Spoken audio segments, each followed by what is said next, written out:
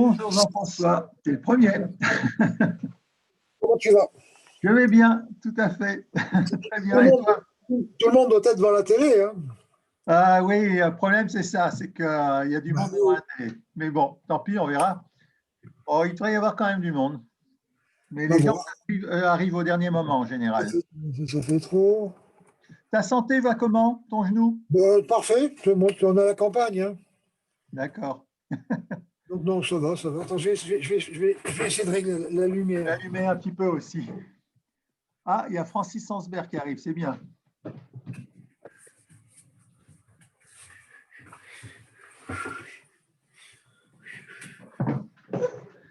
Là, c'est trop fort.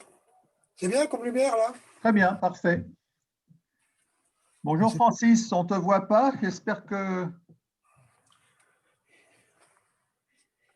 tu as un souci. Ah, on voit le panneau Francis, mais pas. Voilà. C'est fabuleux, les vidéoconférences. Hein. C'est vachement bien. C'est un peu saturant parce qu'on en fait beaucoup. Ouais, mais si tu veux, moi depuis 2 mois, j'ai fait avec des patrons russes, canadiens, belges. C'est fabuleux. Tu ne vois pas le temps qu'on gagne en déplacement, en énervement. C'est clair, c'est très C'est clair. fou. Hein. Voilà, Laurent Gary. Salut Laurent, Bonjour Emmanuel. tu vas bien? Bonjour Laurent. Bonjour Jean-François, que je ne connais pas uniquement de nom, de réputation. Bon, bonne ou mauvaise? Attends, j'arrive pas à m'éclairer. Question piège. Non, c'est forcément bonne. Bon, tu vas bien Laurent? Bah, ça va, en forme. Bon. Bon. Mais j'aurais été là, tu sais, même sans les annonces que tu as fait. Hein, Ouais, bah oui, mais. j'ai pris goût à ton rendez-vous, Emmanuel. Ah, Francis, voilà, ça marche, Francis. Ce coup-ci, ça marche. Bonjour à tout le monde. Toujours à l'aéroport, Bonjour. Francis. Ça se termine ce soir. D'accord. Francis organise un learning tour aux USA pour plein de boîtes autour de Nantes, etc., en virtuel. Et c'est assez géant, vraiment. Je ferai un code, Emmanuel, puisqu'on a la chance, Salesforce nous a donné un code automatique. Ouais. Et tu pourras aller visiter, tu vas découvrir des choses. Waouh, waouh, waouh, waouh, waouh. Ouais. Ben, tout à l'heure, je dirais un tout petit peu des choses que tu nous as dit sur l'innovation telle qu'il la voit. Donc, tu pourras. Là, le thème majeur, il est simple. La Silicon Valley est en train de dire on est complètement débordé par la vitesse des Chinois. Ouais. On est dans l'incapacité de prendre des décisions aussi vite qu'eux. Et on a des limites éthiques qu'ils n'ont pas. Oui. On ira voir, on a une interview de Grégory Renard, qui est un Français, qui est le pape de l'intelligence artificielle. Et waouh, c'est impressionnant. C'est impressionnant. C'est vraiment. Puis un parti unique, c'est pratique. Hein. Comment? Un parti unique, c'est pratique. Ben, ça facilite des choses. Après, mais. C'est efficace. C'est discutable. Hein. C'est discutable. C'est Mais c'est discutable. efficace. À un moment donné, le parti unique est obligé, à un moment donné, de mettre de l'eau dans son vin aussi. Donc, Ouais, mais tu sais, Manuel, l'exemple qu'il donnait à l'intelligence artificielle, pour avancer sur l'ADN et tous les traitements de maladies par ADN, par ARN et ainsi de suite, là où aux États-Unis, ben, ils avancent touche par touche comme chez nous, les Chinois ont convoqué 6 millions de Chinois qui ont dû donner leur ADN tous le même jour. Ah oui, j'avais noté 1 million. Donc, tu vois, j'étais. Tu vois la différence. Alors, autre info, mais je sais que si tu veux, on a quelques amis qui le connaissent, mais j'ai appris en même temps que le vaccin de Moderna, Ouais. on demandera à Jérôme, le vaccin de Moderna, conférence ce soir, le patron. je sais qu'il a conférence avec le patron de Moderna ce soir, Ouais. a été développé en 48 heures, début janvier. Les Chinois ont envoyé le code génétique de la maladie à Wuhan, de la Covid-19, au laboratoire Moderna aux États-Unis, qui ont fait travailler ça en 48 heures par une intelligence artificielle.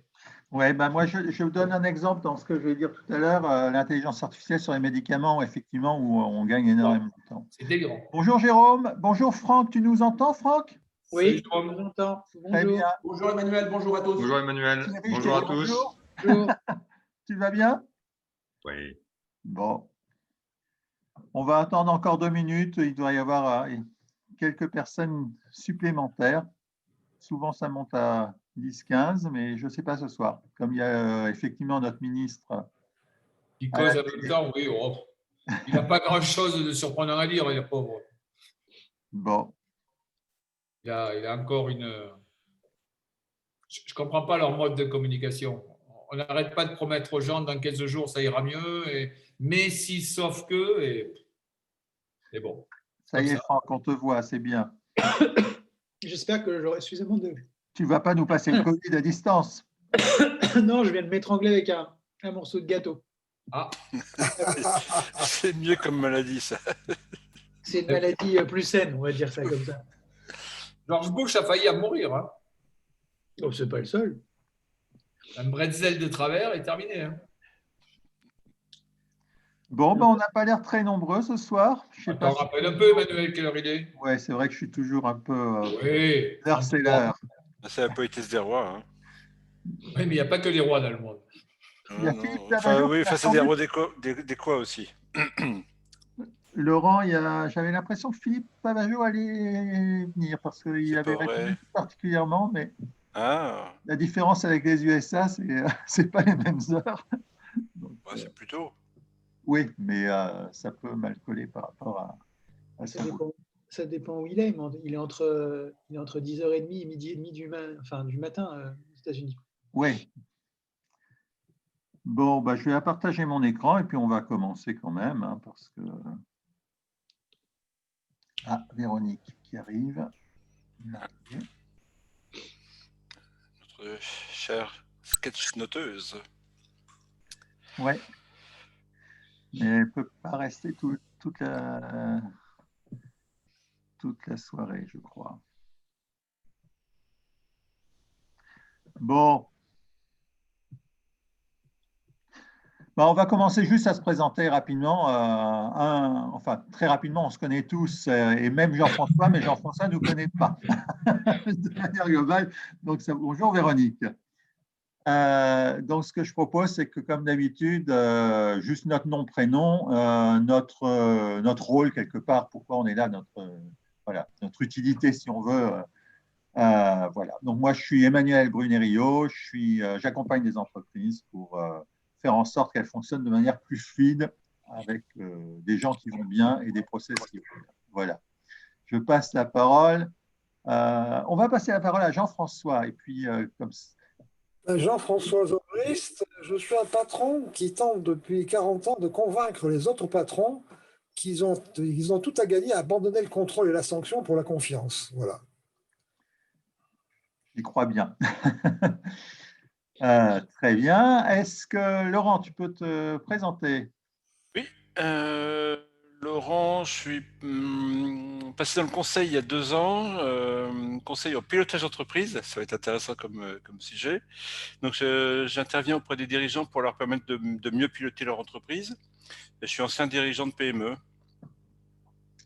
Merci, Laurent. Jérôme. Bonjour, Catherine. Bonjour. Jérôme. Bonjour, Jérôme Tinel. Donc, moi, j'ai un double cursus de directeur général d'une filiale française d'un groupe néerlandais et également de création d'une start-up il y a une dizaine d'années de vente de pneumatiques sur Internet, d'abord en B2C puis en B2B. Et donc, je m'intéresse un peu à tout ce qui est nouveaux produits, nouveaux marchés, nouveaux services, surtout dans des moments un peu compliqués comme actuellement. Start-up qui va faire 60 millions d'euros de chiffre d'affaires. C'est pas mal au bout de 10 ans. 57. Thierry. Oui, donc Thierry Durochou. Moi, je suis manager de transition dans le domaine de la direction d'usine, direction de production, industrialisation. Donc, je suis un peu spécialisé production, notamment dans l'industrie automobile. Et accessoirement, j'ai été dirigeant de PME, parce que j'avais repris une entreprise. Et je suis en projet de création en ce moment. Très bien, merci. Francis. Francis Hansberg, moi, ça fait plus de 30 ans que je suis dans le numérique et j'interviens un peu sur plein de choses. J'ai créé le commerce électronique, les drives, les réservations hôtelières, les téléprocédures. Et puis, à partir de 1980, je ne sais plus combien, je me suis beaucoup intéressé, 96-97, au développement des entreprises et comment le numérique pouvait amener une autre organisation dans les entreprises. Et en 2007, j'ai rencontré une entreprise et quand je leur ai parlé, on m'a dit « Vous parlez comme Monsieur Zobrist ». Parce que je parlais de confiance, de transversalité par le numérique, ainsi de suite. Et cette entreprise, j'y suis resté pendant 2 ans en tant que prestataire pour les aider à se transformer. C'est l'entreprise Lippi. J'ai travaillé avec Julien Lippi et Frédéric Lippi. Voilà. Dans Lippi. Oui. Et depuis maintenant quelques années, j'ai glissé vers d'autres conseils auprès des syndicats des experts comptables et ainsi de suite. Et puis, depuis le début de l'année, je m'occupe de salons virtuels et je repense comment on peut faire beaucoup de choses avec le virtuel. Et j'avais peur de ne pas être là à cette heure-ci, puisque, je peux vous dire en avant-première, on est en train de préparer toutes les concessions virtuelles Lippi.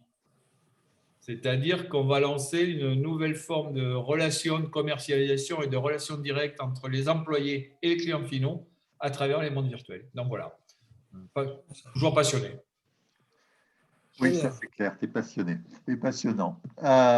Merci Francis. Franck. Bonjour, Franck Tourtois. J'ai créé il y a 10 ans un cabinet de conseil qui aide principalement les managers, plus que les directeurs. Moi, ce qui m'intéresse, c'est le premier niveau, à mettre en œuvre un leadership responsabilisant et qui permet à leurs collaborateurs de se sentir suffisamment en sécurité pour oser prendre leur rôle plein et entier. Et tu opères avec une boîte qui est à la fois en Pologne, à la fois en France, Oui. après avoir Oui, créé des entités à Londres et ailleurs. Aujourd'hui, on est presque la moitié de l'équipe à Varsovie, l'autre moitié en France. Véronique, merci beaucoup Franck. Véronique. Moi, Véronique Marguet, je suis facilitateur graphique. J'aime bien les sujets d'Emmanuel et j'aime bien dessiner pendant que vous parlez et je vous quitterai discrètement assez tôt. Bon, ben, merci d'être là quand même. Catherine. Moi, j'ai créé mon entreprise au début d'année pour être coach en entreprise et puis coach sur la transition professionnelle et pour des étudiants aussi, sur la construction de leur projet professionnel. Mais avant, j'ai travaillé dans le groupe 3 Suisses et j'y ai travaillé pendant pratiquement 30 ans. Dans la supply chain, beaucoup de projets de type informatique. Et on s'est rencontré avec Francis grâce à Emmanuel, parce que Francis avait travaillé pour 3 Suisses aussi. Voilà, et voilà, c'est déjà pas mal. Et je suis, comme Emmanuel, ingénieur ICAM. Voilà, et tu as des actions fortes à l'ICAM. Voilà, comme responsable pôle carrière. Merci. Frédéric. Oui, bonjour à tous et toutes. Frédéric Duchamp, je suis responsable commercial dans le secteur du cuir, filiale d'un grand groupe de luxe. De luxe, voilà, c'est cela. On parlera tout à l'heure de ça aussi. Lionel, est-ce que tu veux te présenter rapidement? Oui, pas de problème, bonjour à tous. Lionel Charpentier, je suis industriel depuis un certain nombre d'années. Et aujourd'hui, je travaille dans le packaging où je suis responsable de l'innovation et des développements produits. Merci beaucoup. Alors, je suis désolé parce qu'il y a des gens qui sont arrivés après que Jean-François soit présenté. Alors, ça vaut le coup quand même que Jean-François, tu nous redises en 2 mots parce que… ou alors, je le redis, mais en gros, ça fait 40 ans que tu es passionné par l'entreprise et que tu essayes de mettre en place la confiance dans l'entreprise et dire qu'on a beaucoup plus à gagner à mettre la confiance plutôt que mettre des tas de choses qui bloquent parce qu'il y a 1% de gens qui ne font pas ce qu'il faut. J'interprète un peu de manière différente, mais c'est peut-être pas faux quand même. Ça te va? Ok, mais ceci, moi, je fais que témoigner, en fait. Hein. Je relate mon expérience, mais je n'accompagne pas, parce que c'est un métier que je ne sais pas faire et que je n'ai pas envie de faire. moi je témoigne, c'est juste pour sécuriser, parce que tout vient de la tête. Si la tête ne comprend pas, bêtement, je mets en avant le fait qu'on a fait 20-25% de cash flow pendant 30 ans dans l'automobile, tout en baissant les prix de vente. C'est ça qui intéresse les patrons, d'accord? Je mets ça en avant pour prouver que la confiance rapporte plus que le contrôle. Après, s'ils sont fanats, ils vont voir des gens comme tous ceux qu'on a vus là pour se faire accompagner. Moi, je ne sais pas faire. Mais il faut les convaincre déjà. Ouais. Mais ça marche bien, tu convaincs pas mal. Les frères Lippi, puisqu'on en parlait, on avait dans le conseil d'administration un banquier qui était aussi chez Lippi. Et eux, ils font du grillage, un métier de pauvre. Hein. Mais c'est vieux, ça remonte, je ne sais plus, en 90, 2000. Donc je suis allé voir les frangins, et puis ils m'ont fait découvrir l'utilisation de tout ce qui est informatique et tout ça dans la communication interne, qui pour moi était un domaine totalement inconnu. Et le grand mérite qu'ils ont, c'est d'arriver à continuer à vivre sur un métier où il y a très peu de valeur ajoutée. Le grillage en fil de fer, c'est quelque chose et ils l'ont fait parce qu'ils ont compris, de par leur âge, l'importance de l'informatique et tout ce qui est dans ce domaine-là, aussi bien dans la communication que dans la motivation des gens. Et ils ont acculturé toute l'entreprise à l'informatique, au design, à une manière de penser. Et c'est vraiment un superbe exemple. Bon, ben on va commencer le vif du sujet de ce jour. Je vais partager mon écran. Il faut simplement que je retrouve… Juste pour terminer sur le design et l'IPI, ils viennent de gagner le trophée de l'INPI Design cette semaine. Et sur des modèles créés directement par le personnel et ainsi de suite. Oui, j'ai vu ça, j'ai mis un… Alors, où est-ce que c'est mon truc? J'ai trop de fenêtres, alors. Bah alors, donc, je vais peut-être fermer des trucs parce que je m'y paume un peu, là, du coup. Tac. Ça, je vais fermer tout cela. Je suis désolé parce que j'ai effectivement des fenêtres ouvertes et avec Zoom, c'est pas comme Google.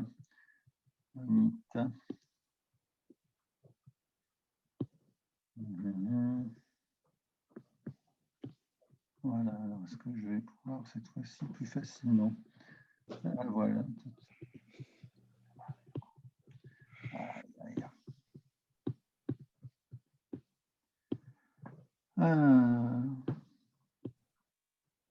Bon, je vais faire partager et puis je vais aller là où Est-ce que vous voyez mon écran? Oui. Oui. D'accord. Est-ce que vous voyez le PowerPoint? Oui, c'est bon, on te voit bien. Bon, très bien. Donc, on va commencer avec ça. Je vais aller très vite puisque tout le monde était, sauf Jean-François, aux réunions précédentes. Donc, on s'est présenté. Je rappelle très rapidement le pourquoi ce groupe. Oui, Jean-François, avec le début du confinement en avril, j'avais trouvé que ça pouvait être intéressant de se réunir à plusieurs pour essayer de réfléchir à c'est quoi ça va impacter sur les entreprises et qu'est-ce qu'on peut faire pour comment on peut préparer l'entreprise à l'après-confinement. Qu'est-ce que ça change et comment faire? On a fait un groupe qui a bien marché, où on s'est réunis une dizaine de fois, où il y a eu un petit livre, enfin pas un livre blanc, mais un petit guide de l'après-confinement. Et là, l'idée des réunions maintenant, c'est de faire un petit peu un suivi, à moindre fréquence, mais tous les mois à peu près, faire un point sur des points spécifiques de qu'est-ce qu'on a mis en place ou qu'est-ce qu'il faut mettre en place. Et là, le thème, pour l'instant, c'est évolution produits et services, parce que je pense qu'il y a vraiment, au-delà du management, et on a parlé pas mal de management et on en reparlera, penser les produits et les faire évoluer avec plus de services, c'est quelque chose d'important. L'ordre du jour d'aujourd'hui, c'est reprendre très rapidement ce qu'on avait vu et puis parler numérique et objets connectés, les applications possibles et parler de nos applications possibles vraiment pour chacune de nos entreprises et nos produits. Définir éventuellement le thème de la prochaine rencontre. Donc, les réunions précédentes, le Covid a bousculé le monde, ça a un impact sur la manière de penser la consommation, qu'est-ce qu'on veut, ça va fragiliser le tissu social et ça a mis de l'angoisse. Comment on accompagne ça et comment on veut plus d'écologie, plus de tout, mais est-ce qu'on est prêt à changer des habitudes en même temps? Donc, il faut vraiment se poser ces questions-là. Je vais très vite parce que là aussi, ce n'est pas le thème directement du jour. Et je pourrais t'envoyer ces éléments-là, Jean-François, puisque et à tous si vous me les demandez, hein, bien sûr. OK. Et quelques tendances de fond de l'économie qu'il faut prendre en compte avec l'intelligence dans les objets, les data, l'économie de la contribution, du partage, etc. Passer du capital au flux, etc., de la propriété au flux. Donc, il faut l'intégrer dans nos modes de pensée, produits et services. On avait parlé de la nécessité d'aller même au-delà du client au centre, c'est-à-dire que il faut que le client, en fait, il diffuse dans toute l'entreprise. Un chauffeur, un livreur, quand il va voir un client, il récupère plein d'informations et il est mandataire d'entreprise. Il va donner une image. Donc, toute l'entreprise, le comptable, quand il reçoit un appel, il est représentant de l'entreprise et comment en faisant diffuser le client dans toute l'entreprise, on va forcément avoir une entreprise qui est mieux dans sa peau, mieux avec les clients et qui va avoir des remontées d'informations importantes pour elle-même. Et comment on valorise à ce moment-là aussi les gens. Et la possibilité, donc ça va très loin, l'acculturation globale de l'entreprise, on a vu l'exemple Lippi justement, c'est plus le bureau d'études qui pense le produit, mais c'est le personnel. Alors ça ne veut pas dire qu'il n'y a pas des liens croisés, hein, forcément. Les employés sont au contact du client, on fait entrer le design et le numérique dans toute l'entreprise. Et quelque part, c'est aussi libérer le patron, l'entreprise du patron qui sait tout. Et donc, du coup, comment on fait pour accompagner l'entreprise pour que ce soit plus les gens qui puissent faire sans tétaniser devant un patron un peu soviétique. Penser le produit en termes de tension, bien sûr, qui résout pour les utilisateurs, les irritants, donc interroger les usages, etc. Je ne reprends pas. Et penser aussi disruption, c'est-à-dire qu'en fait, si on ne fait que penser qu'est-ce qu'on a comme irritant et on fait évoluer les choses, mais Ford disait, une automobile, ce n'est pas seulement un cheval qui va plus vite. Si j'avais demandé à mes clients, j'aurais fait ça. Donc, comment peut-être parfois parler de disruption? Le 12 novembre, on en avait discuté un peu plus loin et avec quelques éléments complémentaires. L'idée, est-ce qu'il vaut mieux parfois innover ou faire de l'amélioration en continu? Et là, je vous le transmettrai si vous me le demandez encore une fois. Je mets un lien avec, j'aime beaucoup Xerfi qui fait souvent des analyses intéressantes qui disent souvent la prolifération rustique et l'amélioration continue, c'est meilleur que le raffinement sélectif. Et il donne le cas de Volkswagen qui régulièrement, sa Golf améliore sa Golf, etc. et a des énormes ventes. Et on voit que l'innovation pure, c'est génial. 76 000 exemplaires de voitures électriques Tesla seulement vendus, alors que le pick-up Ford F-150, qui est complètement rustique, complètement basique, est vendu à 900 000 unités. Donc, il faut vraiment savoir où on se positionne et comment on accompagne ça. La Dacia Sandero qui est vendue plus fort, à plus d'exemplaires que la Zoé, ce qui ne paraît pas aberrant. On s'est posé la question par rapport à ça aussi, est-ce qu'il vaut mieux être innovateur ou fast follower? C'est-à-dire qu'en fait, l'innovation de rupture, c'est vachement bien. Je vais admettre, monsieur, je pense que c'est Philippe. Je vais regarder qui rentre. Philippe. Et donc, on ne voit pas encore qui c'est, je pense que ça doit être Philippe Pavageau. Donc, innover ou être fast follower. Donc, effectivement, l'innovation de rupture, c'est vraiment bien, mais en même temps, ça change tout. C'est-à-dire que, donc, bonjour Philippe, ça me fait plaisir que tu sois là. On a commencé. Je ne vais pas pouvoir rester, mais j'ai voulu quand même. Juste un mot sur toi. Pour saluer les quelques personnes que je connais, que je reconnais. Toujours un bon accent de Bordeaux, même si tu habites à New York, enfin, aux US en permanence. Bonjour Philippe. En un mot de présenter, Philippe. Est-ce que tu peux te présenter en un mot? Oui, écoutez, je suis Français qui a connu Emmanuel dans le début de ma carrière chez Yves Rocher. On a travaillé ensemble pendant une quinzaine d'années, voilà. Et après, je suis parti un peu à l'international dans différentes contrées et je suis aux États-Unis depuis 2 ans maintenant, en Floride, voilà. Donc, je m'occupe dans des grosses boîtes de cosmétiques particulièrement. Voilà, exactement. Merci beaucoup. Donc, je continue sur la lancée. Et donc, innovation de rupture, c'est bien, mais en fait, comme ça change tout, justement, ça ne peut se faire que si c'est vraiment accompagné à tous les niveaux. Ce n'est pas simplement une R&D qui va faire ça. Il faut que ça soit accompagné par le juridique parce qu'il y a des nouveaux risques, des nouveaux usages, le marketing, la com, etc. Ça fait qu'il n'y a pas forcément beaucoup de structures qui vont autoriser le projet de disruption d'Océan Bleu. Et quelque part, si Elon Musk et Steve Jobs réussissent, c'est peut-être parce qu'ils n'ont pas un patron au-dessus qui leur dit non, non, non, non, et donc ça permet d'assurer une cohérence. Et souvent, il y a peut-être moins de risques et plus de puissance à être fast follower plutôt que pur innovateur, parce que ça permet de s'inspirer des réussites des autres et ça permet de ne pas être seul à défricher un nouveau marché. Et ça, c'est vachement important. Souvent, c'est peut-être plus intéressant de ne pas être le seul à innover et de s'associer à quelqu'un d'autre, de manière à pouvoir, à plusieurs, donner des nouvelles habitudes et de nouvelles pensées. Donc, je continue juste sur la synthèse de ce qu'on avait vu donc, les fois d'avant. On avait parlé des outils de créativité avec l'idée, c'est bien, il y a des outils, design thinking, les 6 chapeaux, analogie, il y en a plein, plein, plein. Mais finalement, ce ne sont que des outils et ça doit s'inscrire dans une démarche, c'est-à-dire que ce n'est pas un outil qui compte, c'est beaucoup plus globalement la démarche. Par contre, la créativité peut vraiment apporter, les méthodes de créativité peuvent vraiment apporter beaucoup de choses pour penser innovation. Et on avait la chance d'avoir Emmanuel Dubois, une amie à moi qui fait effectivement beaucoup de créativité, que j'avais fait intervenir et qui nous a expliqué un petit peu comment ça se compose. Donc, effectivement, l'idée, c'est de construire une équipe ressources. Et là, je veux mettre dans le document les liens pour une application qui s'appelle Assessment Foresight, qui permet de définir ces caractéristiques en termes de 4 profils principaux et des profils déclinés, clarificateur, idéateur, développeur et réalisateur. Et il faut absolument qu'il y ait l'ensemble de ces 4 profils. Et si on a ça, à ce moment-là, en utilisant les méthodes de créativité, on a vraiment des choses absolument géniales qui se passent. Et au-delà de ça, ça permet aussi d'avoir des équipes qui vont construire de nouvelles manières de penser l'entreprise et infuser dans le reste de l'entreprise des nouvelles manières d'être et de penser. Donc, c'est assez puissant et je l'ai vraiment vu, expérimenté. Avec l'idée qu'il y a un fil rouge dans l'ensemble des méthodes de créativité.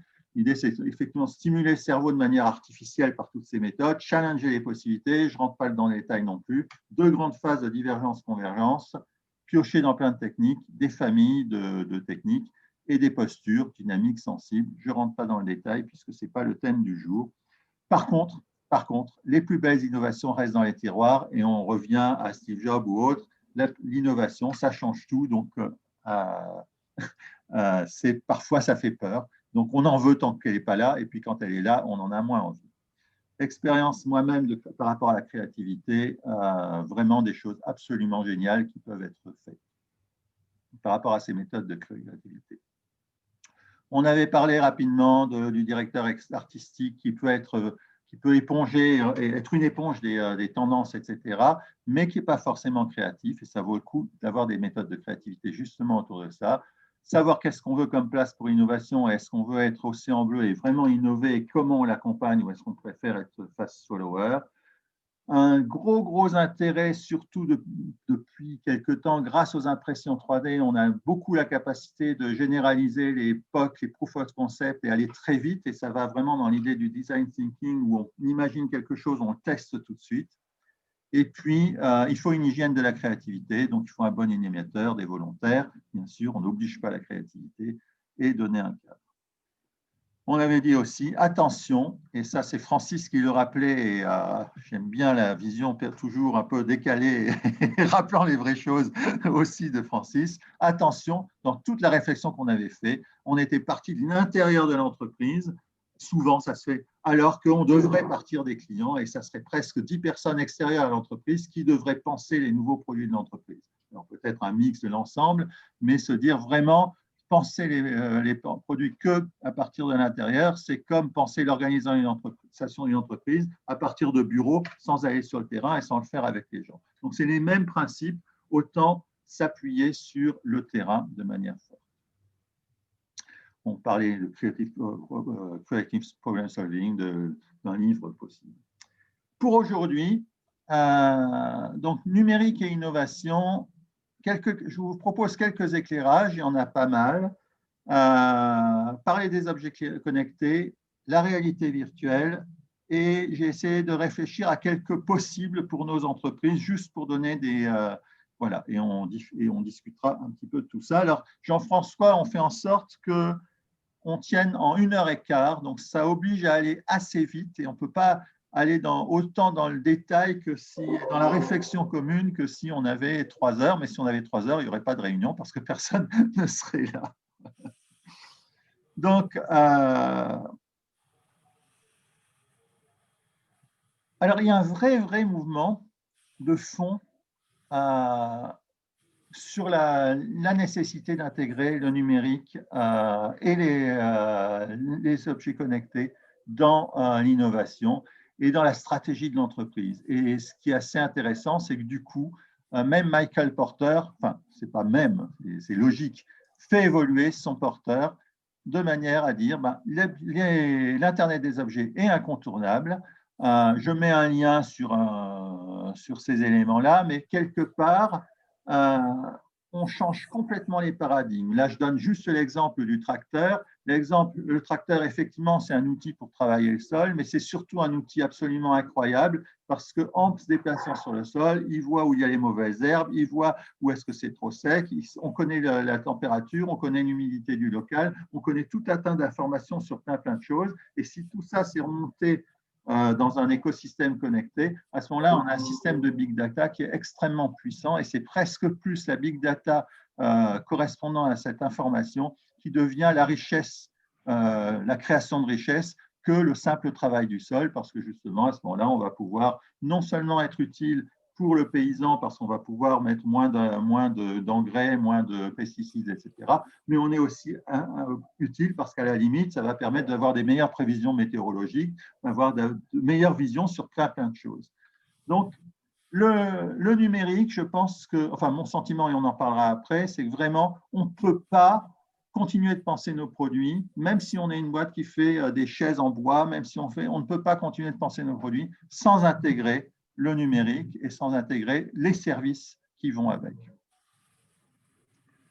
L'innovation, un petit thème sur l'innovation numérique face à la pression sociale, parce qu'effectivement, ce que disait Francis tout à l'heure, en Chine, on ne s'encombre pas de plein de choses et on va très vite. Du coup, là, je mets une image de la policière chinoise avec ses lunettes de repérage. C'est absolument impressionnant. Vous avez sans doute vu des images, mais ils ont des lunettes et là où ils sont, immédiatement se mettent en surveillance dans la foule les gens dont on a décidé qu'ils correspondaient à telle caractéristique, fichier S, si ce n'est pas ça en Chine, ou alors ils ne votent pas bien au niveau du Parti communiste.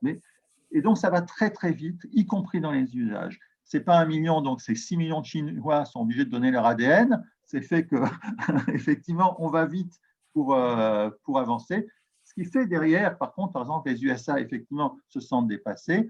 Le nucléaire français, quelque part, on n'a pas osé aller vers le futur et finalement, on se fait dépasser. Donc, comment on fait face à la pression sociale et à toutes les réflexions, et est-ce qu'il vaut mieux épouser les choses pour pouvoir les accompagner mieux, ou est-ce qu'il vaut accepter la résistance?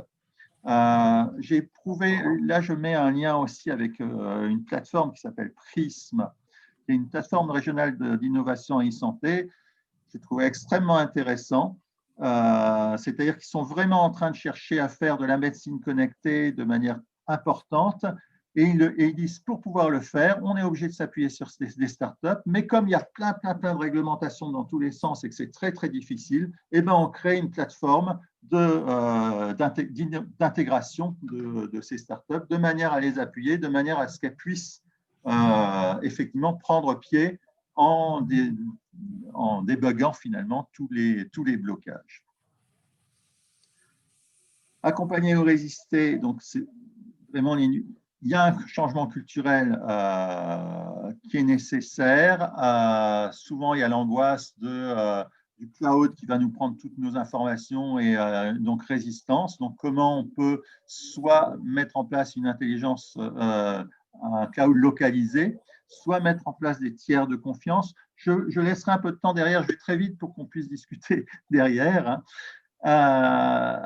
Il y a dans la santé, mon épouse est dans le domaine de la santé, mais il y a vraiment cette question, une résistance énorme dès qu'on parle de numériser, dès qu'on parle d'organiser, etc., parce qu'on est dans l'humain. Mais justement, est-ce qu'il n'y a pas un changement culturel à faire? Parce que est-ce que ce n'est pas justement en s'appuyant sur le numérique qu'on peut libérer le relationnel?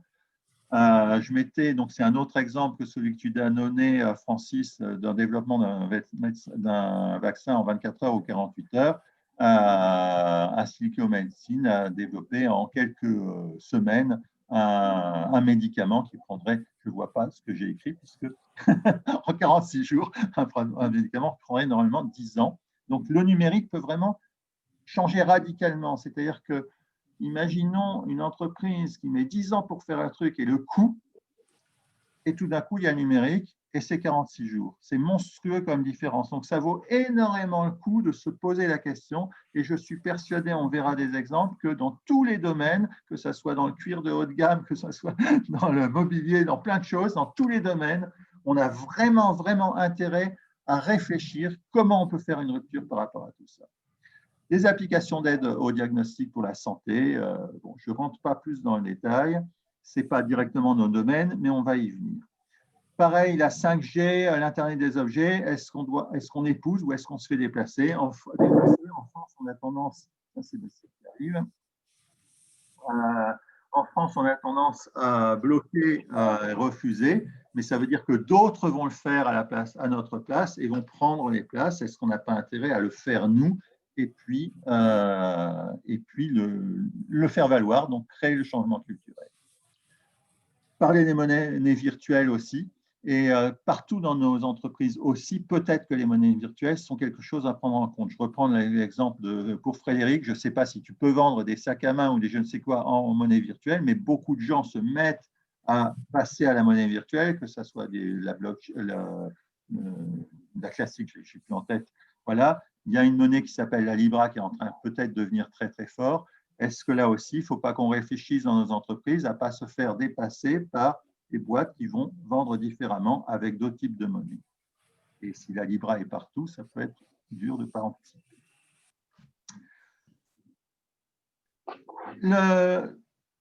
Je voyais un article ou une émission où parle digital, Philippe Maurice. Alors, c'est aussi, à mon avis, c'est pas du greenwashing, mais c'est du ethic washing. Réfléchit par le digital à comment on fait pour que les gens fument moins, utilisent moins et des trucs dérivés, etc. Donc, tout le monde a vraiment des visions de rupture. Philippe Maurice affirme, moi, je cherche une société sans tabac. Je n'y crois pas un instant, mais c'est des visions de rupture qui sont prises par des gens. C'est-à-dire carrément changer les business. Ça a été une rupture ex-gros fumeur. 3 ans que j'utilise la cigarette électronique, invention chinoise. Depuis que j'y ai touché, je n'ai plus allumé une cigarette. Ça fait vraiment partie de cette vision voilà, de rupture qui est vraiment dans beaucoup, beaucoup de cas. J'avais un autre… oui, quand on voit Total, par exemple, où effectivement, on était sur le pétrole et ils sont en train de réfléchir effectivement largement à comment on passe carrément sur d'autres énergies. Et je pense que si on n'a pas cette vision de rupture, on peut se planter et le numérique va accélérer cette vision. Il y a aussi une question, Emmanuel, tu dis à propos de Philippe Maurice, le monde sans tabac, tu n'y crois pas, mais peu importe à la limite, si ça provoque quelque chose et que ça amène une forme de progrès ou d'évolution, enfin bref, il y a toujours quelque chose à gagner de toute façon. Complètement, complètement. Et s'il ne faisait pas ça, de toute façon, à un moment donné, il serait dépassé quelque part. Donc, il y a vraiment intérêt. Je suis très, très d'accord, Laurent. Là, je mets simplement le robot BIM de téléprésence. Donc, c'est juste quelques exemples. Hein. Mais pour visiter un client, pour aller dans une EHPAD, pour aller visiter une zone difficile, etc., on sait aussi qu'il y a des robots qui maintenant permettent d'aller travailler dans une centrale nucléaire ou dans des endroits dangereux. Le robot de téléprésence, on peut aller visiter ensemble avec son client japonais, aller visiter un salon à New York parce qu'on va tous les deux louer en ligne un petit écran qui se déplace sur roue et on va se dire bonjour parce que la personne est là en face de nous. Voilà, c'est une visioconférence roulante et on visite ensemble et on peut se parler, etc. Donc, il y a vraiment des choses qu'on peut réfléchir. Donc là, c'est plus dans l'organisation de nos entreprises, mais entre les usines, etc., il y a vraiment des choses possibles. là, je parle d'une application qui s'appelle Explore. Là aussi, je mets les liens dans les documents. Donc, elle est faite pour visiter un musée, c'est-à-dire qu'en fait, quand on va cliquer sur les différents points du musée, on a des explications, etc. Comment on pourrait utiliser ça pour faire visiter la R&D de notre entreprise, sans montrer tous les détails, ou pour faire visiter à nos clients, voilà, comment on fait nos sacs à main, comment on fait nos cosmétiques. Voilà, faire rentrer finalement aussi le client à l'intérieur de l'entreprise en lui montrant ce qu'on a envie de faire, mais comment on peut utiliser, là aussi c'est dans le numérique, comment on peut utiliser les choses. La reconnaissance vocale et la reconnaissance virtuelle, donc on a vu visuel, on a vu tout à l'heure les lunettes connectées chinoises. Là, je vous ai mis des lunettes hors cam qui sont plutôt pour malvoyants. L'idée, c'est que vous avez ces lunettes et donc le malvoyant se tourne et ça lui lit le livre qui est en face de lui ou la fiche qui est en face de lui, ou ça lui dit « Tiens, il y a Laurent Garry qui est en face de toi » parce que ça a reconnu Laurent Garry. Et heureusement que j'ai ça derrière, sinon je n'aurais pas Et donc, mais ça peut aussi, vous savez que les smartphones maintenant, ils nous voient, ils se mettent ils s'allument. Notre poste de travail peut s'adapter en fonction de ça. Donc, comment on peut utiliser la commande la commande vocale pour pouvoir commander nos objets, etc. Des robots adaptables, ça va de plus en plus loin. On a là, je vous ai mis une main robotisée. On lui met ce cube-là, voilà, on lui affiche qu'est-ce qu'il faut qu'elle présente comme truc. Elle fait tourner en sautant le truc et hop, elle affiche la bonne lettre, etc. Et donc, on est vraiment en train d'aller vers des tas d'évolutions extrêmement fortes en lien avec le numérique. Touchera tous les domaines. Je parle de la viande imprimée, je vais pas, ça fait saliver ou ça ne fait pas saliver, mais ça viendra. Hein. Donc, il y a vraiment… Et là aussi, si on est dans l'agroalimentaire et qu'on ne réfléchit pas à ça aussi, est-ce qu'on ne va pas se faire disrupter? C'est-à-dire comment on fait pour positionner ces choses-là? Emmanuel, oui. C'est pas ça viendra, ça y est. La viande de poulet synthétique est en vente officiellement dans toutes les Philippines. Hein. Oui, oui. Et je pense que ça va prendre fort parce que comme tout le monde a peur, voilà, il y a le bien-être animal, il y a le fait que ça bouffe du CO2, etc. Donc, c'est des choses qui vont venir et il faut forcément être prêt, il faut forcément observer partout dans nos entreprises toutes ces disruptions possibles en lien avec le numérique. Une autre info là pour rebondir sur ce qu'a dit Francis, c'est que beaucoup de sociétés dans le cuir investissent des millions d'euros dans le développement d'herbes synthétiques faits en laboratoire. Ah oui. De faire du cuir ne provenant pas d'un animal. De produire du cuir ne provenant pas d'un animal. D'accord. Et ça, vous allez dedans ou alors vous achetez à des gens qui font ça peu à peu ou les grandes marques de luxe utilisant du cuir investissent ces dernières années des millions d'euros dans ces laboratoires. Génial. Je ne savais pas. Merci beaucoup. Ouais. Oui, donc c'est vraiment… réponse aussi aux soucis environnementaux, au bien-être animal, etc. Du vrai cuir non animal. Merci. Donc là, on est sur des grosses entreprises, mais pour moi, la question, c'est que les grosses entreprises, forcément, elles réfléchissent. Elles ont leur rigidité très forte qui font que parfois, elles ne peuvent pas y aller, mais elles réfléchissent à tous ces trucs-là. Par contre, comment les PME aussi doivent réfléchir pour leur propre positionnement à des éléments autour du numérique et de l'innovation numérique. L'intelligence des objets, je mets plein d'exemples. Les montres, elles sont partout, mais maintenant on en fait avec 2 capteurs qui permettent de détecter qu'on est en train de faire un AVC, etc. C'est en train d'évoluer à toute allure. Et donc la personne qui vend des montres, qui ne réfléchit pas à ça, même si elle la montre classique, voilà.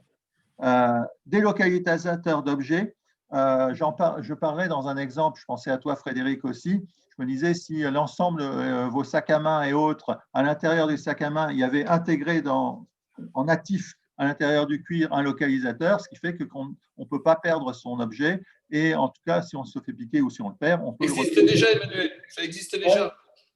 Oui, notamment contre la contrefaçon. Oui. Il y a des puces qui permettent de détecter si un sac haut de gamme est vrai ou faux. Donc ça permet d'éviter la contrefaçon. Par contre, moi, l'idée, c'est qu'il y a plein de… Moi, je perds constamment mes lunettes. Non, mais il y a la géolocalisation avec Sigfox en 2G. Pareil, ça existe déjà. Pour des sacs à main, par exemple? D'accord. OK. C'est du haut de gamme, hein, ce n'est pas le sac à main de base, mais… J'aurais dû trouver cet exemple-là, mais je trouve que c'est vraiment… Tout le monde réfléchit à ça, et si on ne réfléchit pas, on va coincer. Là, je montre un multicapteur connecté qui permet de détecter à quelques euros, on met la température, et il y en a qui se plantent dans les murs. C'est-à-dire qu'en gros, j'ai un ami qui fabrique ça, un microcapteur connecté qui va mesurer l'humidité des murs, ce qui permet en construction de maison, on va savoir quand est-ce qu'on va pouvoir mettre la peinture ou quand est-ce qu'on va pouvoir passer à la phase d'après sans être obligé de venir, etc. C'est directement fait, c'est quelques euros. Et ça gagne tout d'un coup énormément d'argent puisqu'on a l'information en direct plutôt que de se déplacer, plutôt que de mobiliser des gens, etc. Là, un bouton anti-agression, là aussi, c'est quelqu'un que je connais qui fait ça. C'est un tout petit bouton, là, vous voyez, on voit un petit bout du jean, de la ceinture du jean, et ce petit bouton, on appuie dessus si on se sent agressé, et si votre téléphone est à moins de 12 mètres de distance, à ce moment-là, ça alerte automatiquement qu'il faut. Donc, ça marche très bien pour l'anti-agression, ça marche aussi s'il y a un problème de santé. Et là, j'imaginais aussi intégrer ça dans un sac à main ou je ne sais quoi, où on a toujours le sac à main, et on a ce bouton anti-agression ou alerte qui permet d'être complètement intégré et de… voilà. Donc, tapis anti-escar, c'est un truc où on met ça sur le fauteuil roulant pour quelqu'un qui est handicapé. Et ça lui permet de lui dire, ça n'a pas bougé depuis longtemps, il faut que tu bouges un petit peu, et d'éviter qu'il se fasse des escarres. Donc, comment on peut intégrer ça dans d'autres choses? Je vous montrerai des exemples que j'imagine pour pouvoir des fauteuils, des chaises, etc., même quand on n'est pas handicapé. Là, l'exemple des canapés connectés Milibo, par exemple. Donc, c'est un canapé qui est où on pose son téléphone, il se recharge, il vibre quand on met la télévision et au bon moment, etc. Il semble que ce soit une expérience absolument immersive, incroyable. Il fait domotique, télécommande de TV, etc. Donc, ils ont intégré ça. Est-ce que ça marche ou pas? Je ne sais pas, mais il y a vraiment de la réflexion autour de ça. Là, un bureau auto-connecté qui monte et qui descend, sur lequel on a des prises USB intégrées, etc. Et qui peut être auto-adaptable simplement parce que la personne arrive et ça se règle directement en fonction de la personne, reconnaissance vocale ou visuelle ou autre. Et une lampe Li-Fi qui va amener l'équivalent du Wi-Fi, mais simplement par la lumière, avec peut-être moins de danger éventuellement humain, j'en sais rien, mais en tout cas, ça fonctionne très bien. Piratage surtout. Peut-être pour les piratages, oui, je ne sais pas. Ah oui, sans doute, tu as raison. Là, c'est par rapport à application de réalité augmentée, et je pensais que par rapport aux services qu'on peut donner. Voilà, là, je vois choisir son ameublement.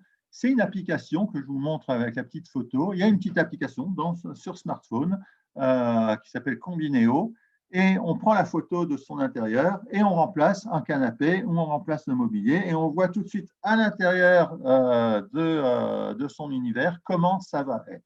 L'autre photo à droite, c'est une fille qui se voit dans la glace et qui va changer la robe ou changer la couleur de la robe simplement en faisant passer la succession des robes, etc., sachant que ça se met automatiquement à la taille de la personne. Donc, ça permet de choisir ses vêtements et donc c'est quelque chose de très immersif et très… voilà, un service nouveau. Et c'est vraiment le truc de ajouter du service au produit et pas simplement vendre le produit. On ne vend plus seulement une robe, on ne vend plus seulement un vêtement, mais on a le service qui permet de le choisir. On ne vend plus seulement un meuble, mais on a le service qui permet de trouver le bon meuble qui va avec le bon truc. Là, le maquillage, ça existe depuis longtemps déjà. Comment? Pour le maquillage, pour le oui, alors pour le maquillage, ça existe, aussi, ça existe depuis effectivement depuis un bon moment, effectivement. Ouais. On vient d'acheter un nouveau Thermomix, on en avait un depuis 20 ans. Le nouveau, j'étais un peu sceptique parce que c'est un écran tactile, je me dis, ça va s'abîmer. C'est absolument incroyable. Rien que le fait d'avoir ça, mais je me mets à faire la cuisine que je faisais jamais de la même manière. C'est hyper, voilà, il y a la recette et ça nous guide, voilà, et ça fait tout de manière incroyable. Et pour moi, c'est vraiment une rupture énorme par rapport à quelque chose qui n'aurait pas l'écran tactile, cet écran-là, comme avant ou comme la concurrence. Je mets en lien des innovations, un lien pour des innovations de toutes sortes, voilà, plus ou moins intéressantes, mais qui peuvent donner des idées. Et une dernière, j'ai réfléchi, je me disais, mais tout ça, si une PME veut le faire, il faut absolument qu'elle puisse le faire et elle n'a pas forcément la capacité à le faire en interne. Et il y a des sociétés, bien sûr, qui sont capables d'aider à la réalisation d'objets connectés. Et on leur donne le cahier des charges et ils travaillent dessus. Et voilà. Et donc, je pense que toute entreprise a la capacité, finalement, si elle a pensé aux bonnes choses, à le faire réaliser sans que ça soit d'une complexité majeure. 80% des dirigeants d'entreprises estiment que leur business model est menacé par l'innovation de rupture dans un avenir proche et 84% pensent que l'innovation est la solution à ce risque. Alors, les gens pensent que souvent on se plante, mais c'est quand même intéressant de voir ça. Ça veut dire que si 80% des gens y pensent, ça veut dire que si on n'y pense pas, il y a quand même plus de risques qu'on se fasse disrupter. Donc, c'est peut-être quelque chose de fort à intégrer pour nos entreprises ou pour nos interventions quand on intervient en entreprise. Au-delà de tout ce qui est management, encore une fois, il y a un élément clé. J'avais réfléchi à quelques petits exemples et après on va discuter tous ensemble. En maroquinerie, j'ai déjà dit, intégrer un capteur Finder, ça existe déjà très bien. Intégrer un bouton d'alerte parce que le sac à main, il est toujours là. Donc, on sent qu'on est pas bien dans la rue parce qu'on se fait je ne sais pas quoi, paf, on appuie sur le bouton d'alerte. Ça alerte automatiquement et facilement et on a ça toujours au même endroit et ça peut être des éléments intéressants à montrer.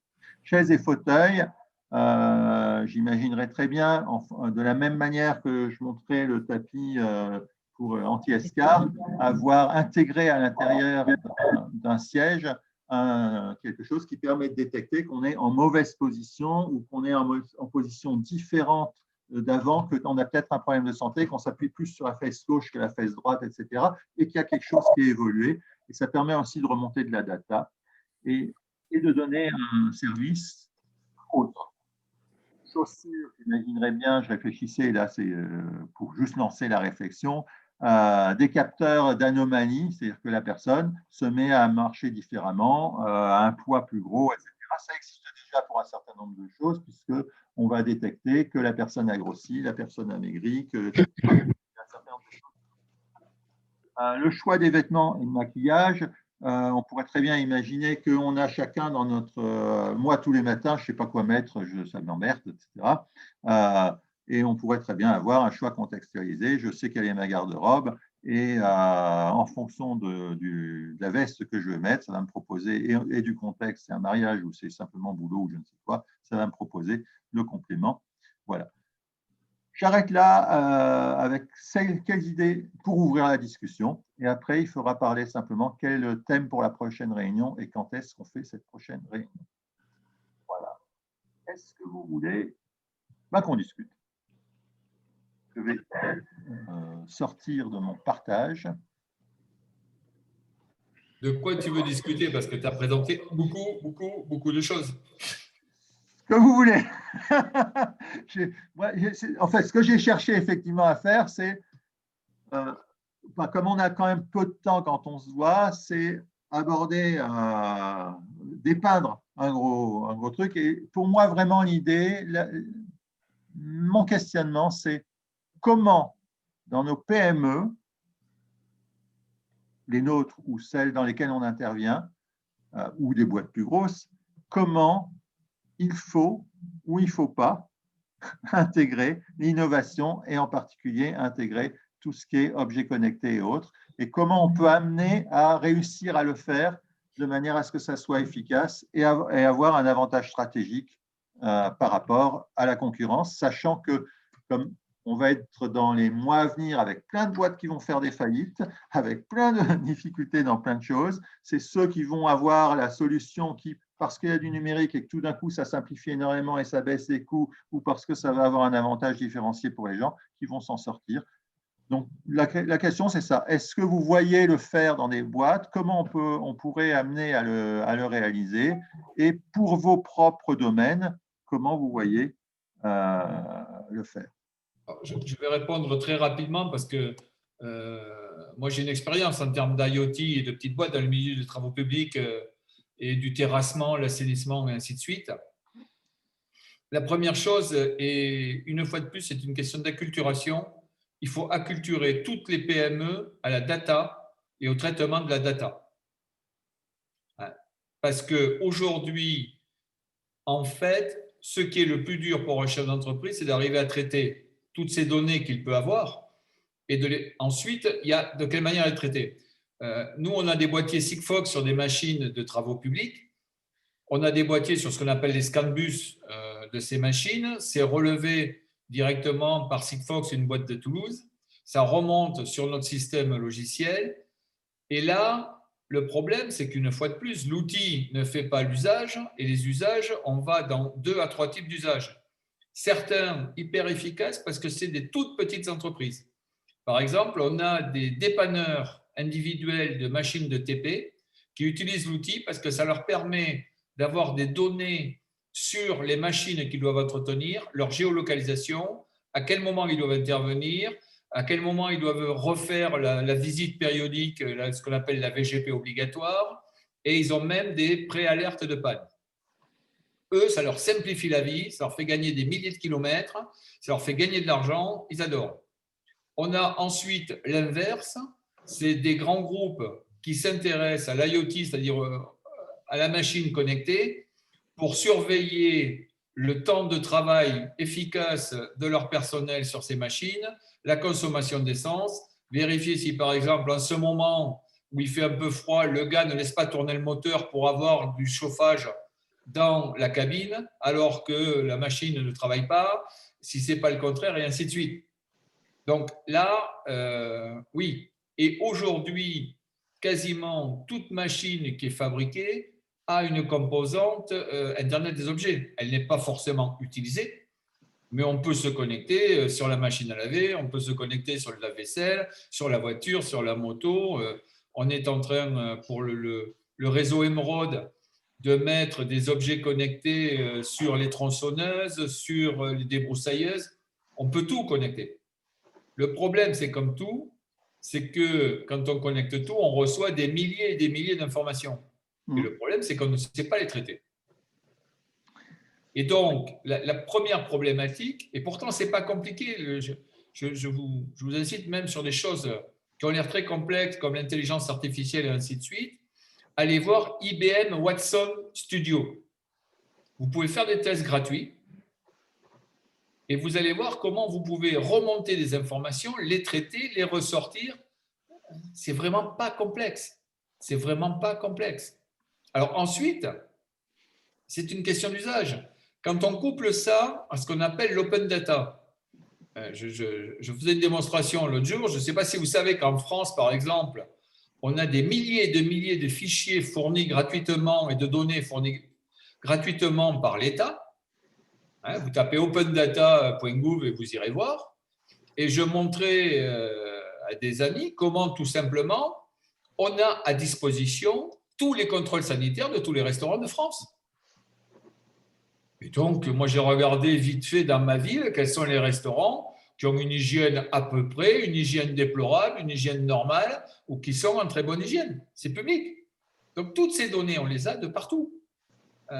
Ensuite, c'est une question d'utilisation. Il y a un groupe de Français, justement, avec qui j'ai discuté à Silicon Valley la semaine dernière, qui sont en train de sortir une application, et là, qui va avoir un impact sur les entreprises. Ils sont partis de l'idée, c'est des spécialistes de l'intelligence artificielle. Ils sont partis d'une idée en disant, toutes les grandes entreprises, les Facebook, les Google, tout ça, ils ont plein d'infos sur nous, particuliers. Et si on leur rendait l'appareil? Et donc, ils sont en train de sortir une société qui va être efficace sur appli en janvier l'année prochaine, janvier-février, qui s'appelle Align, A-L-Y-G-N-E. Le patron est un Français, Grégory Renard. C'est une trentaine d'ingénieurs en intelligence artificielle qui sont un peu partout dans le monde. Et le principe est simple, c'est-à-dire que je vais sur mon téléphone décrire quelles sont mes valeurs en termes de gestion de personnel, en termes d'écologie, en termes de plein de choses. Et chaque fois que je vais scanner un produit, je vais savoir quelles sont les valeurs de l'entreprise et à qui appartient vraiment l'entreprise et quels sont les financiers qui gagnent de l'argent grâce à ce produit que je vais leur acheter et où est-ce qu'ils sont aussi impliqués dans la maltraitance des gens, dans des problèmes d'écologie et ainsi de suite. En fait, ce qui est en train de se passer, on parle depuis très longtemps de la valeur de l'information et qu'on est à une époque d'information. L'information, elle est là, mais on ne sait pas la traiter. Et pour une entreprise, c'est la même chose. Et de la même manière, et c'est là, c'était une discussion que j'avais la semaine dernière, qu'il va falloir enfin comprendre une fois de plus, et ce que disait Jean-François Zobris, depuis 40 ans, il essaie d'expliquer au patron que la confiance est plus importante que la surveillance et que le contrôle, mais en même temps, et on l'a vu nous chez Lippi en formant tout le monde au numérique, c'est que une donnée qui arrive et qui est traitée n'est pas forcément compréhensible uniquement par un cadre ou un supérieur. Ça dépend quel est le niveau de la donnée, l'intérêt de la donnée et quelle est l'approche de la personne. Et donc là aussi, il ne suffit pas de remonter des données, de les traiter, de les trier. Il y a les gens capables de trouver des données, il y a les gens capables de les structurer et il y a les gens capables de les comprendre. Et donc, il y a toute une approche à avoir de sensibilisation au sein des entreprises là-dessus.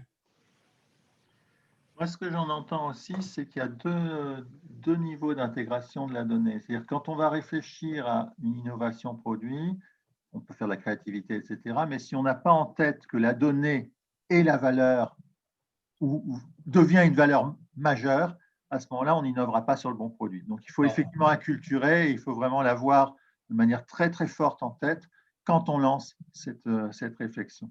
Et à ce moment-là, dans cette donnée, savoir quelles données on veut, parce que justement, est-ce que c'est et à quoi il va servir? Est-ce que ça va servir à faire de l'entretien? Est-ce que ça va servir à pouvoir faire évoluer le produit? Est-ce que ça va servir à savoir l'usage, etc.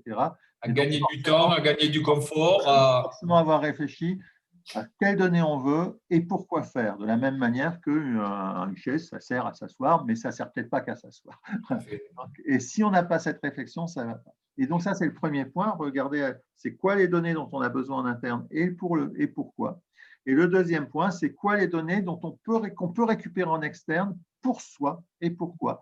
Et ça peut être effectivement des données de réputation, mais ça peut être aussi des données qui sont carrément complètement utiles par rapport à son business model. C'est-à-dire comment on peut récupérer de la donnée de business model de manière automatisée à l'extérieur. Et j'entends vraiment qu'il y a les deux choses et que c'est vraiment deux éléments forts qu'il faut qu'on intègre davantage dans nos réflexions, même dans les PME. Voilà. C'est pas facile parce que ça change tout. Je te donne un exemple très simple. Tu as la base Sirène de toutes les entreprises qui est gratuite et téléchargeable gratuitement. Et aujourd'hui, chaque fois que j'en parle dans une entreprise, je leur fais découvrir le volume de sous-traitants, de co-traitants et de prestataires qu'ils ont à proximité qu'ils ignorent totalement. Et pourtant, c'est des données gratuites. C'est des données qui existent partout. Ensuite, l'autre avantage de la donnée, c'est que la donnée, ça t'amène à un autre niveau de réflexion, puisque c'est une donnée froide, il n'y a pas d'affectif.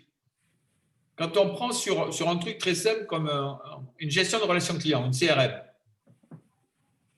si tu prends l'avis du personnel par rapport à ta donnée que tu as dans le CRM, souvent on va te dire que le client le plus intéressant, tel client, lui, on l'a régulièrement. C'est un bon client. Ben ouais, mais le CRM, il te montre que ce bon client, il te prend tellement de temps qu'il te fait perdre de l'argent. Et que par contre, celui qui est le bon client, avec qui tout roule bien, qui ne pose jamais de problème, et ainsi de suite, comme on n'entend jamais parler de lui, effectivement, ce n'est pas un bon client. Et ce qui est intéressant, c'est de croiser ces deux approches. Ce n'est pas de se mettre que sur la donnée ou que sur l'affect, mais justement de croiser ça. Parce que c'est là que ça amène de la réflexion. C'est là que ça mène à la réflexion et de dire et comment on travaille mieux avec celui-là et comment on travaille mieux avec l'autre. Tu vois, Et aujourd'hui, on a des données publiques, on a les machines qui nous remontent des données. On a, tu sais, et là, pareil, quand Julien et Frédéric Lippi ont compris le principe de l'homme est bon ou l'homme est mauvais, on lui met toujours des étages dessus et ainsi de suite. Bah, la question a été de se poser à un moment donné, de dire mais à quoi sert la pointeuse alors qu'on met une pointeuse sur des machines, sur des gens qui vont travailler sur des machines. Donc mettons la pointeuse sur les machines, regardons le temps de travail de la machine et pas le temps de présence de l'humain devant. Et ça change tout.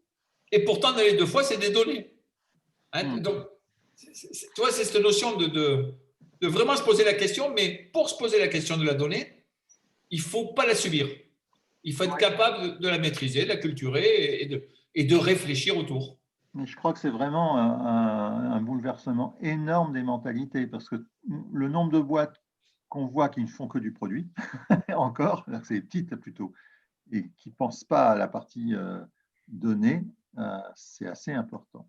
J'aimerais bien avoir l'avis de Lionel, tu es quand même dans l'innovation depuis longtemps. Sur ce domaine, je suis vraiment pas à la pointe. Tu vas devenir alors. J'écoute avec attention, ça me fait réfléchir, mais j'ai peu d'apports. Bon.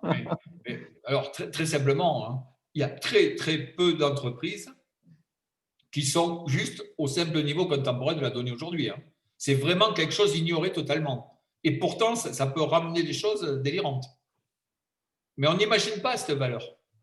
Mais tu sais, ça fait très longtemps qu'en France, on n'a pas la valeur de l'information.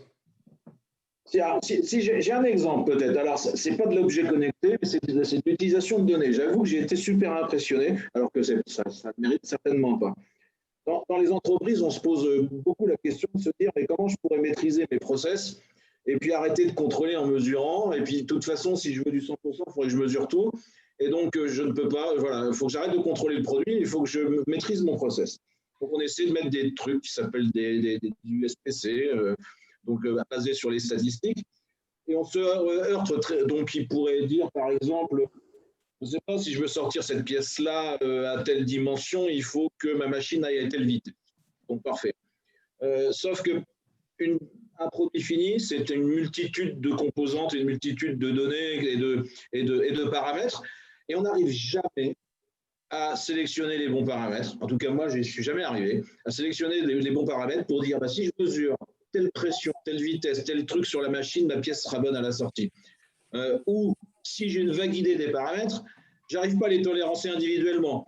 C'est-à-dire que je vais embêter les salariés à dire tu vas mesurer ce paramètre-là, ou on va même brancher la machine sur un truc pour mesurer le paramètre. Puis surtout, si le paramètre sort, on va acheter la pièce. C'est pas l'autre, on vient d'acheter, elle est bonne quand même.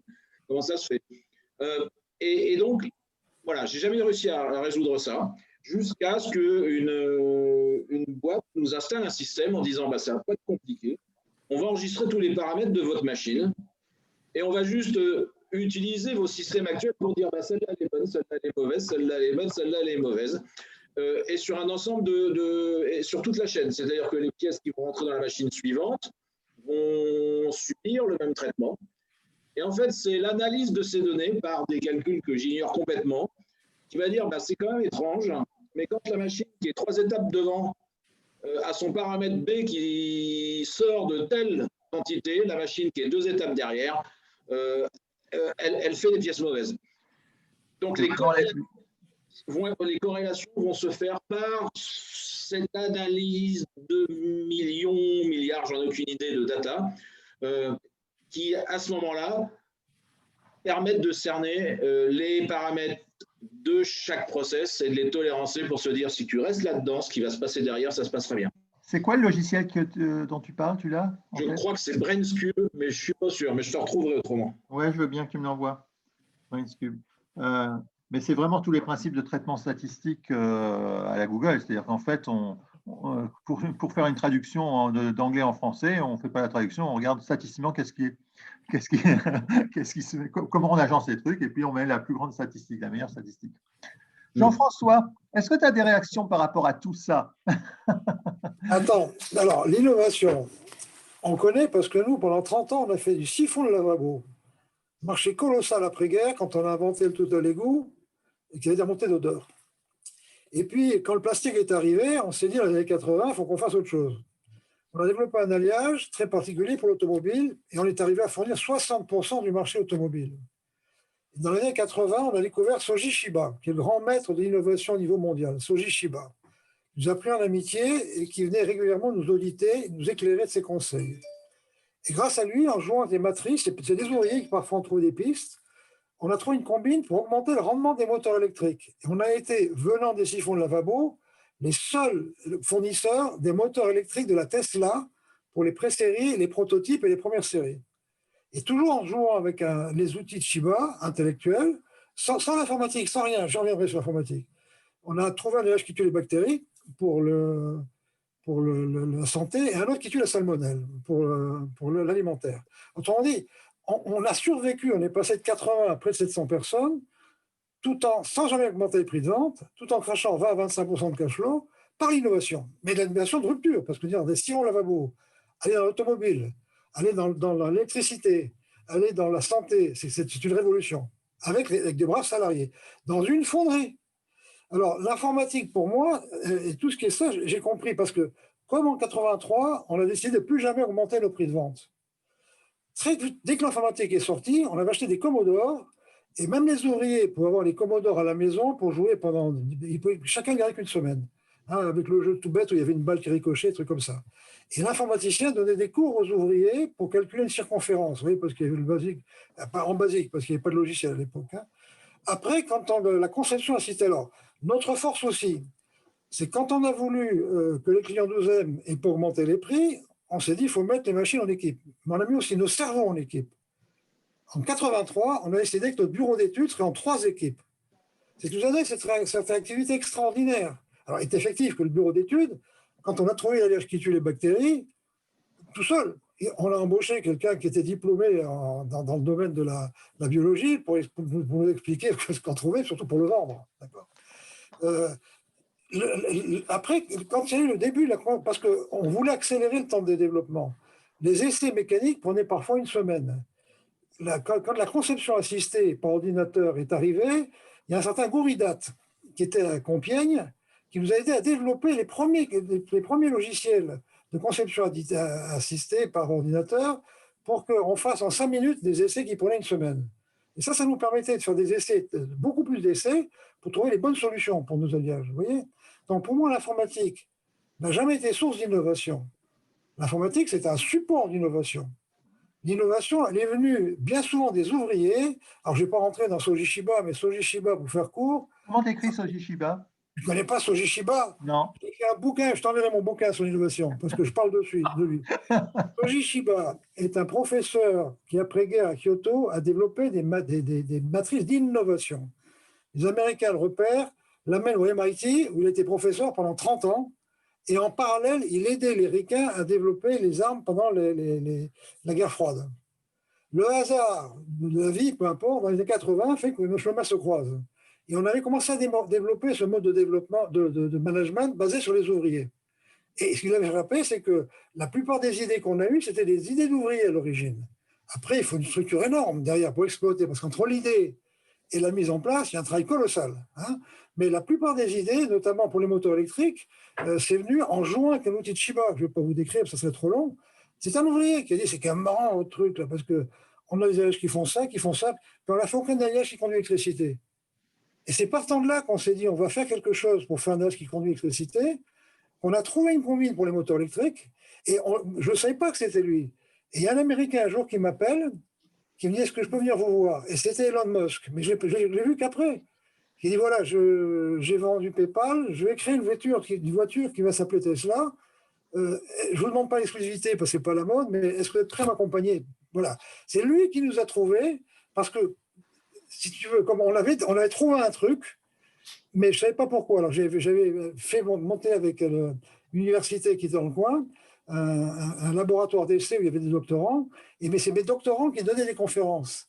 Et le Musk a entendu une conférence à Houston d'un des doctorants qui venait de cette école d'électronique, tu vois.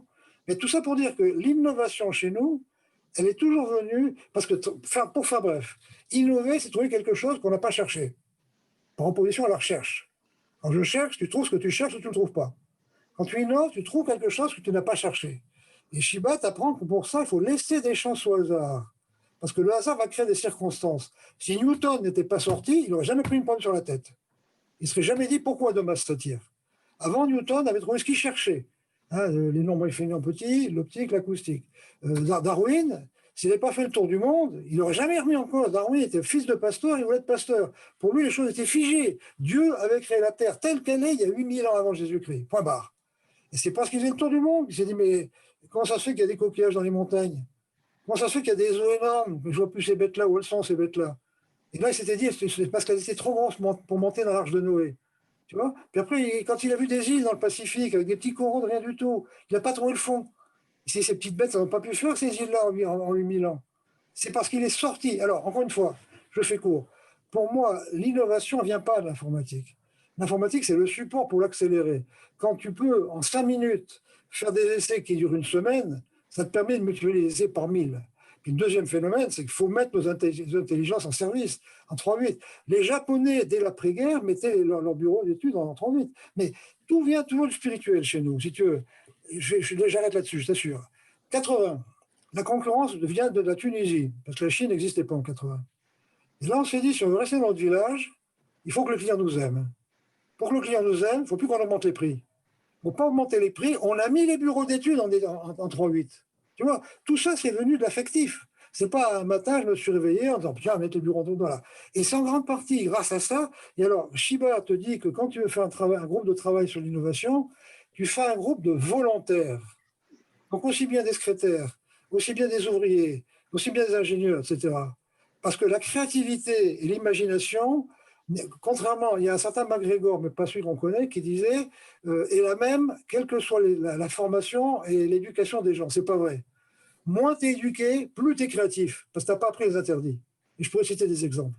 Donc, voilà mon témoignage. On est passé donc de 80 à 700, hein, sans structure, mais par contre, on a toujours compris que l'informatique, ça permettait d'accélérer les choses. Et je dois reconnaître que les frères Lippi, moi, m'ont appris plein de choses, parce que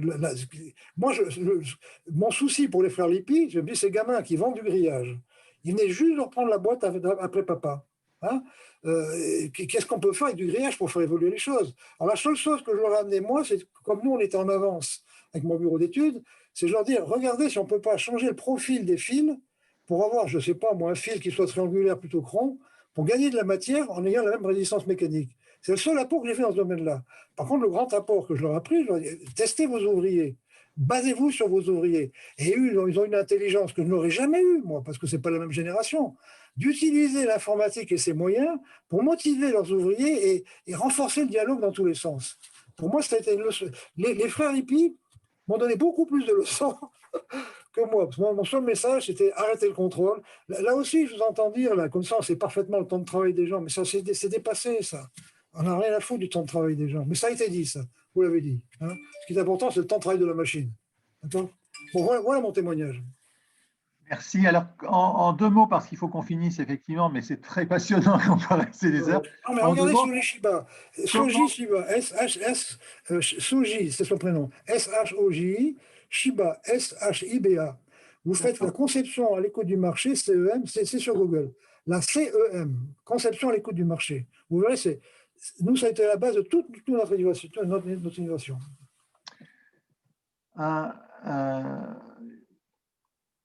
En 2 mots, mais c'est très difficile en 2 mots, et on sait déjà quelque part, pour faire en sorte que les gens aient envie de faire cette innovation. Donc, effectivement, on les acculture, on fait venir du design dans l'entreprise, on fait venir l'informatique, on les laisse jouer avec ça, etc. Comment on les met ensemble pour qu'ils aient envie et qu'ils soient pas bloqués? Il faut les faire sortir.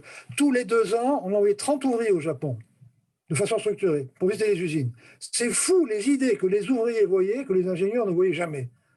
Un ouvrier qui travaille 8 heures par jour sur machine, il sait ce qu'il faut regarder sur une machine. Un ingénieur qui conçoit la machine, il regarde comment on conçoit la machine. Il n'a pas l'expérience de quelqu'un qui... L'innovation, il faut qu'elle soit parfaite. Mais c'est un message de Shiba, encore une fois. Hein. On a gagné 100 000 opérations par jour parce qu'un ouvrier a trouvé une combine dans le réglage des machines. Quand j'ai fait venir les BE, je vais descendre le BE, regarde ce qu'ils ont fait. Mais c'est pas possible. C'est pas possible parce qu'un usinage H7, ça ne peut pas se faire s'il n'y a pas un forêt à l'Alaisoire. L'ouvrier, comme il ne savait pas que ce n'était pas possible, ben, il l'a fait. Donc, l'innovation, elle vient de tout le monde, même de la femme de ménage. Elle vient de tout le monde. Alors, quel est le moteur de l'innovation, nous? C'est rester dans le village, bon sang. Tout ce qu'on sait, c'était pour rester dans le village, pour aller travailler aux enfants, parce que quand tu fournis 60% du marché automobile, tu es attaqué par tous les bouts, tu es attaqué par les Japonais, par tout le monde. Et nous, à chaque fois, c'était rester dans le village. Tout ce qu'on a fait, nous, encore une fois, on n'a pas augmenté les prix de vente, non pas parce que j'ai dit, non, pour que le client nous aime, plus que les Tunisiens, parce qu'on savait que nos mains seraient toujours plus chères que les Tunisiens. On s'est dit, c'est par nos cerveaux qu'on va y arriver, qu'on l'a mis en 3, etc. Tu vois, je crois qu'il faut toujours partir de l'affectif si tu veux motiver les gens. Il ne faut pas partir des chiffres. Hein. Alors, là aussi, il faut éduquer tout le monde à l'affectif aussi. non, mais attends, là aussi, moi, si tu veux, tout s'est déclenché. 1968, je découvre que le Japon est deuxième puissance mondiale. J'ai fait mon service militaire comme officier dans les fusils à poudre à tête nucléaire Honest Jones. Je savais qu'ils avaient pris 620 000 tonnes de bombes sur la gueule dans 2 bombes atomiques. Et là, je me dis, comment ils sont deuxième puissance mondiale? Ils ont pas de... Et là, je me suis cultivé là-dessus. Et je découvre le Kaizen, et je découvre tout ça. Hein, et je découvre Kaokita. Et c'est tous ces gens-là qui m'ont poussé à innover et qui m'ont aidé à l'innovation. Tu vois, tu me suis? Très bien. Mais tout ça, ça vient de l'affectif, toujours. Ben, c'est vachement intéressant et c'est vachement intéressant d'entendre de toi aussi. Et je vois des boîtes où il y a des directeurs financiers, quand on leur parle de ça, ils ont des boutons. Mais il n'y a pas de... Ça passe. Je vais t'envoyer le fichier, mon petit bouquin que j'ai écrit. Je t'envoie le fichier, puis tu pourras le diffuser à tous les copains s'ils veulent le voir. Que sur l'innovation. Ben, un grand merci. Merci beaucoup Jean-François. C'était super intéressant aussi. J'ai appris beaucoup de vous tous. Surtout de Francis, j'ai appris énormément de vous. Parce que c'est une dimension qui, pour moi, j'ai 77 ans, hein, le gamin, c'est une dimension. J'ai évolué quand même. Hein. Alors, c'est ce que je dis aussi, ce qui est fabuleux. Officier, poste central de tir dans les fusées nucléaires. On n'avait pas de machine à calculer. La table de log, boulevard et rouge, et on faisait les calculs à la main. Et on rentrait ça dans la fusée, comme ça, pas comme ça, avec des manettes. Je suis passé, ma génération, de pas de machine à calculer à l'iPhone. À l'iPad. C'est colossal ce qu'on a fait dans ma génération. C'est colossal. Bon, et ben en tout cas, merci à vous tous. Merci beaucoup Jean-François. C'était vraiment très enrichissant aussi.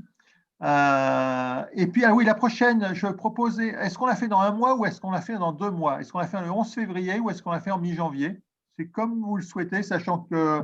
Et sur quel thème? Moi, j'imaginais plutôt mi-février. Et peut-être sur le thème de comment passer de le chef d'entreprise, d'homme orchestre à chef d'orchestre, comme on avait dit. Emmanuel, oui. Moi, je rebondirai sur ce qu'a dit Jean-François Zobrist et je proposerai comme sujet pour le mi-janvier, et si on faisait sortir nos ouvriers des usines? Génial, je suis d'accord. Bien sûr. Merci. Et en 2 mots, je t'explique. Les 30 patrons des Pays de la Loire qu'on vient d'amener virtuellement en Silicon Valley nous ont demandé la semaine prochaine d'amener leur personnel de manière virtuelle. Parce que tout à coup, il n'y a plus de coûts et les gens ont pu voir des trucs qu'ils n'imaginaient pas. Et là, même chose, je leur ai expliqué justement, et c'est marrant, écoutez, je suis content de voir Jean-François Zobrist, je leur ai donné l'exemple, quand chez Lippi, on a formé en 2008 le personnel à Second Life au monde virtuel.